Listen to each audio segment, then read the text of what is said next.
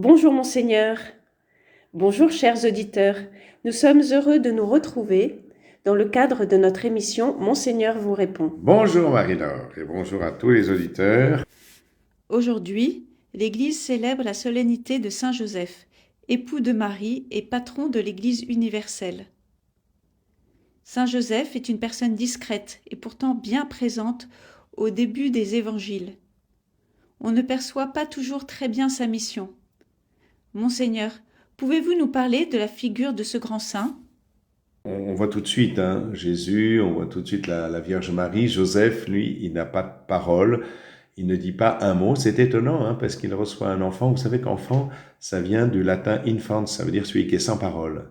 C'est assez extraordinaire que celui qui est la parole de Dieu, il est infant, c'est-à-dire celui qui n'a pas la parole, Et justement, devant cet enfant qui est vraie parole de Dieu, celui qui est chargé de l'accueillir et de le faire grandir dans sa paternité, il ne dit pas un mot.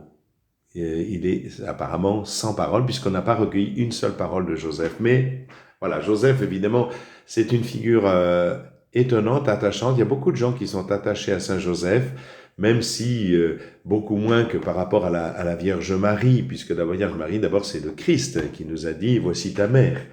Et donc, on sait que Marie est notre maman du ciel. Nous avons une maman sur la terre, et bien Marie, c'est notre maman du ciel.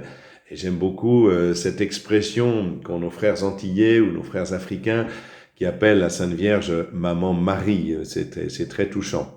Mais c'est vrai qu'avec Joseph, c'est autre chose. Joseph, eh bien, c'est une figure protectrice, c'est une figure un peu emblématique.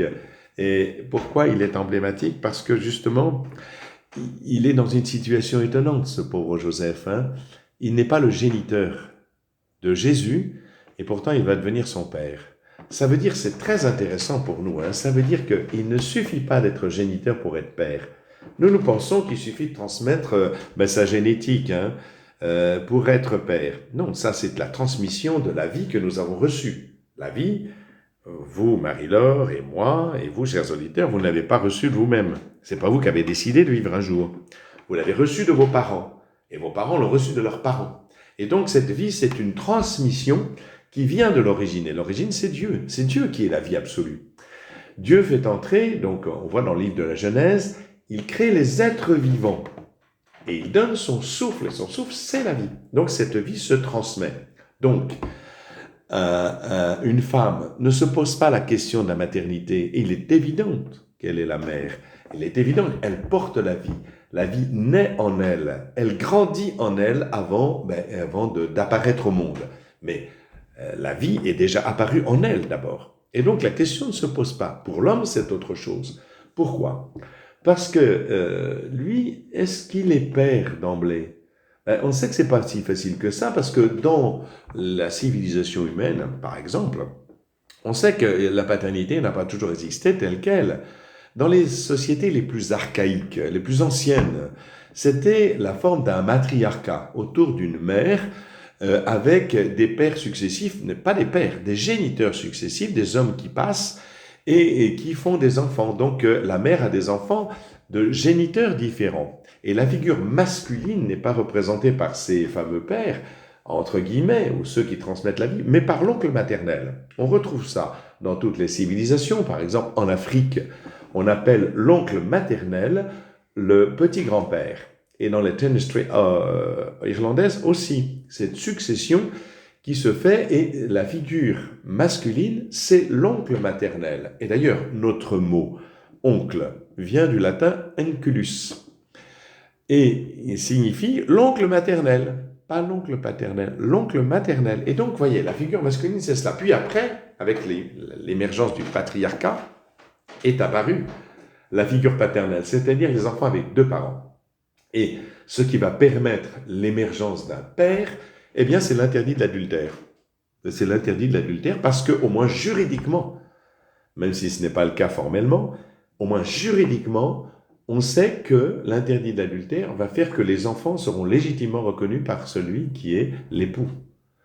Et donc, voilà, l'interdit de l'adultère qui, bien sûr, est dans la Bible, mais aussi dans les 12 tables de la loi romaine, dans les lois de Gortym en Grèce, etc. Et donc, une généralisation de l'interdit adultère qui permet de faire émerger une figure paternelle cohérente, crédible. Voilà. Et donc, la figure paternelle va commencer à être là. Mais on n'est pas père au départ. Moi, je vois simplement, autant une mère, à la naissance, sait s'occuper de son enfant. Il n'y a pas besoin de lui dire ce qu'il faut faire. Elle le prend dans ses bras, elle le cajole, elle le caresse, elle le trouve beau, même s'il n'est pas très beau, parce que quand on vient d'accoucher, j'en ai fait quelques-uns, la tête de l'enfant est comme un obus, et parce qu'il faut qu'il sorte. Hein. Donc, il faut que la tête se déforme. Et donc, quand on le présente à la maman, après, là, on enlève un peu le méconium pour qu'il soit un peu plus beau. Il a un gros pif, il est un peu boursouflé. Et la maman, souvent dit qu'il est beau, qu'il est beau. Et quand on le présente au papa, il dit, mais il va rester longtemps comme ça. Alors on rassure le papa, non, rassurez-vous, la tête va reprendre une forme normale au bout de 3 jours. Donc, enfin bref, etc. Mais c'est pour vous dire, autant la maman, c'est tout de suite, le papa, il sait pas. Le papa, il est un peu gauche. On voit bien les papas, ils sont un peu gauches avec leur enfant nouveau-né, etc. Mais, bon, il y a un apprentissage. Maintenant, on voit bien que les pères s'investissent davantage. Cependant, la mère, c'est évident. Le père, il doit apprendre à être père. Il est d'abord un géniteur, c'est-à-dire il transmet la vie, mais il n'est pas forcément le père. Et je pense que la figure de Joseph nous apprend qui est le vrai père. Celui qui est le vrai père, c'est Dieu. La paternité vient de Dieu et de personne d'autre. Ce n'est pas une institution sociale, ce n'est pas une institution sociétale, tout ce qu'on voudra. Non, le père, c'est Dieu. C'est Dieu qui transmet la vie et qui la transmet et qui l'accompagne, qui la fait grandir et qui la fait s'épanouir jusqu'à l'éternité de la vie. C'est lui le Père. Autrement dit, ce que Saint Joseph nous apprend, lui, qui n'est pas le géniteur de Jésus, va devenir son Père parce qu'il nous montre ce qu'est la paternité de Dieu, celle qui accueille la vie, qui ne vient pas de lui-même, mais parce que justement la vie ne vient pas de nous-mêmes, nous la transmettons, c'est tout, qui ne vient pas de lui, qu'il va la faire grandir, que Jésus va grandir en sagesse dans l'humanité.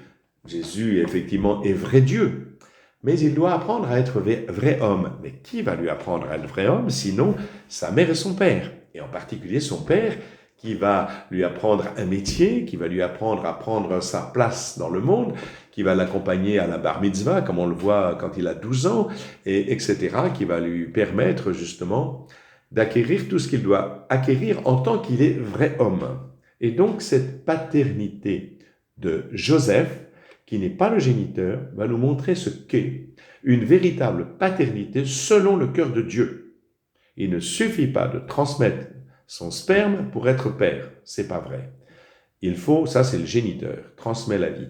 Il faut apprendre à être père. Voilà, et c'est ce que nous apprend Saint Joseph. Et cette paternité, elle n'est pas omnisciente, omnipotente. Elle est très discrète, vous voyez. Il protège la mère et l'enfant quand ils sont menacés par Hérode. Il n'hésite pas à s'enfuir en Égypte pour les protéger. Puis il reviendra, puis il s'installera à Nazareth, etc. Donc autrement dit, il est le gardien de la vie. Le gardien de la vie. Le gardien de celle qui donne la vie, la Sainte Vierge Marie, et le gardien de la vie, c'est celui qui est lui-même la vie, son fils. Son fils, enfin celui dont il deviendra le père putatif, comme on dit aujourd'hui, mais celui qui l'a fait grandir dans son humanité. Voilà, le rôle de Saint Joseph est considérable parce qu'il apprend à tous les hommes à devenir pères.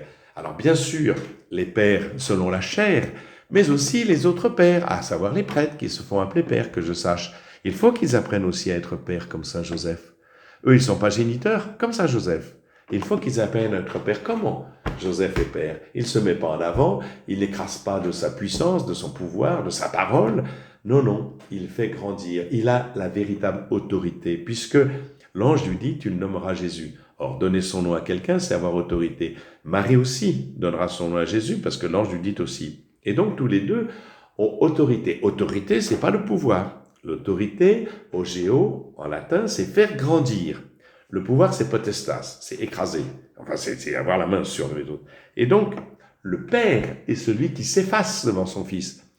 Je veux pas, moi, que mon père me dise ce que j'ai à faire. Mon père m'a jamais dit que je devais rentrer à la SNCF parce que lui, il était à la SNCF. Non, il m'a laissé faire ce que j'ai voulu. Et donc, j'ai choisi d'être médecin, puis après prêtre. Mais à chaque fois, il a accueilli ce que je lui ai dit, même s'il était un peu étonné. Mais la question n'est pas là. Le père, c'est celui qui sait s'effacer devant la vocation de son fils et son destin voulu par Dieu. Voilà ce qu'est le père. Voilà ce que Joseph nous apprend, comment Joseph nous apprend la véritable paternité. Merci, Monseigneur. Est-ce que vous pouvez nous préciser le rôle de Saint Joseph auprès de Marie et auprès de Jésus? Oui, alors, auprès de Marie, d'abord, auprès de Marie, c'est extraordinaire, parce que quand même, il est fiancé. On va dire que le mariage, c'était un contrat entre un homme et une femme, au temps juif, sans qu'ils vivent ensemble. C'était comme ça. C'est le contraire d'aujourd'hui, on vit ensemble sans avoir de contrat. Mais là-bas, c'était le contraire. On avait un contrat et on attendait un certain temps, sans doute l'âge nubile, pour que les couples puissent vivre ensemble et effectivement vivre comme un véritable couple et donner la vie. Mais là, ce n'est pas le cas. Donc Joseph était et il apprend que sa femme est enceinte. Enfin, sa fiancée plutôt est enceinte. Alors évidemment, on peut être complètement troublé, et j'imagine que Joseph a dû être troublé. Qu'est-ce qu'il a pensé? J'en sais rien. On a fait toutes sortes de suppositions par rapport à cela. Ce que je sais simplement, c'est qu'il est dit dans l'Évangile qu'il y a eu un songe de la part de l'ange: ne crains pas de prendre chez toi ton épouse. Et l'ange est très clair, c'est elle, ton épouse. Et donc, Joseph a une obéissance par rapport à cette parole de Dieu. Il prend Marie chez lui. Et il va la protéger et il n'a pas peur de faire face à tout ce que les gens pourraient penser. Je n'en sais rien, ce qui s'est passé, c'est pas précisé. D'ailleurs, ça, c'est Cancan et ses racontards et ses calomnies, c'est bon pour notre société médiatique, ça c'est sûr, on le voit bien. Non, mais là, à l'époque, c'était pas ce qui était important. D'ailleurs, c'est pas rapporté dans l'Évangile, mais on peut imaginer quand même ce que cet homme a dû ressentir et aussi être soulagé par la parole de l'ange qui lui a permis d'accomplir ce pourquoi il s'était engagé avec Marie. Il va jusqu'au bout de son engagement. Il est fidèle à l'engagement. Il avait résolu de la répudier d'abord parce qu'il disait comment la protéger de la lapidation par rapport à l'adultère. Et donc, d'abord, sa première idée, c'était comment la protéger. Donc, la répudier en secret. Voilà.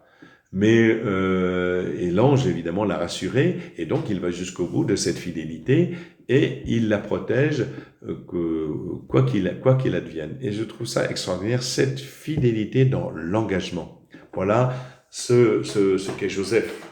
Après, par rapport à Marie, bien on voit bien, il est là.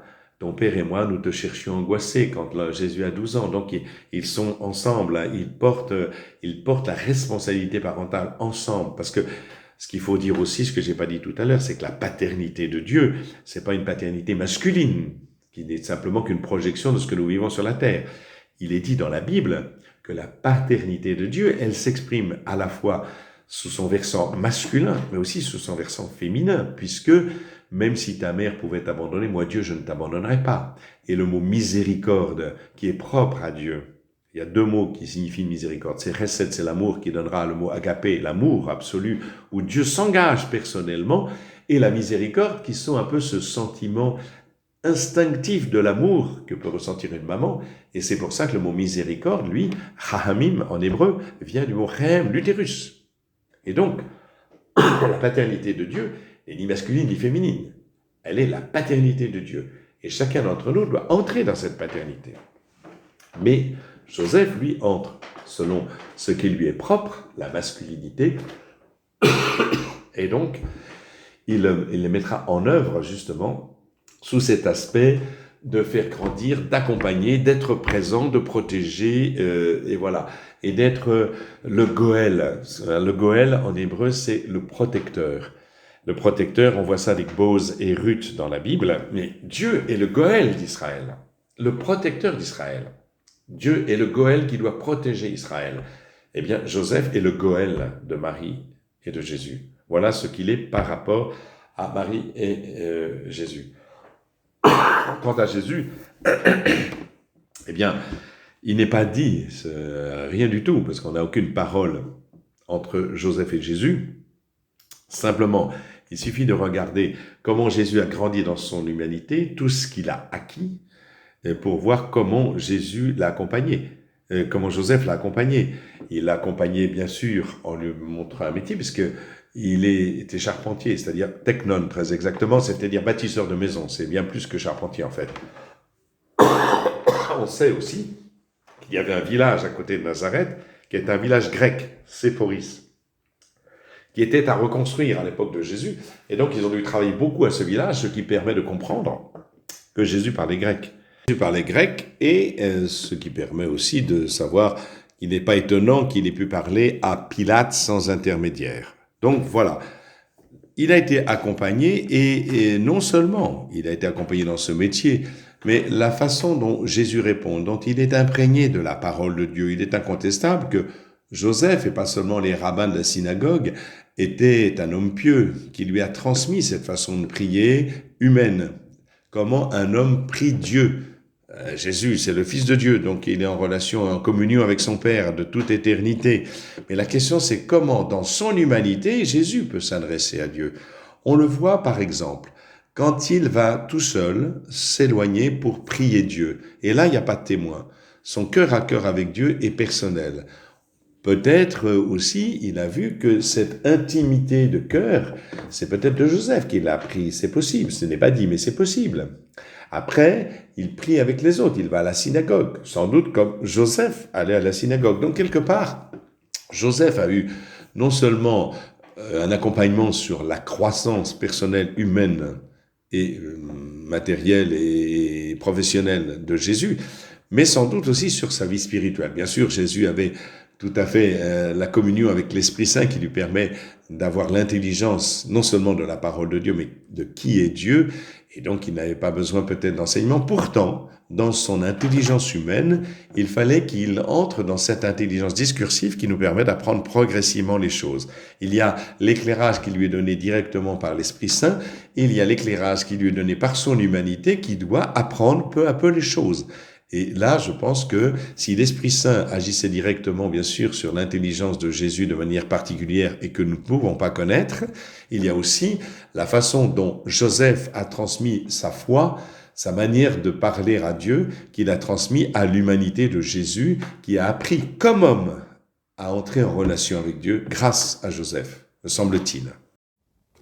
Merci, Monseigneur, pour vos explications sur la figure de Saint Joseph, qui nous fait mieux comprendre ce qu'est la paternité humaine et la paternité de Dieu.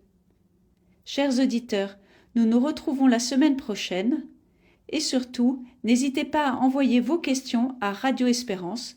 Monseigneur Aupetit sera heureux de vous répondre. Merci et au revoir.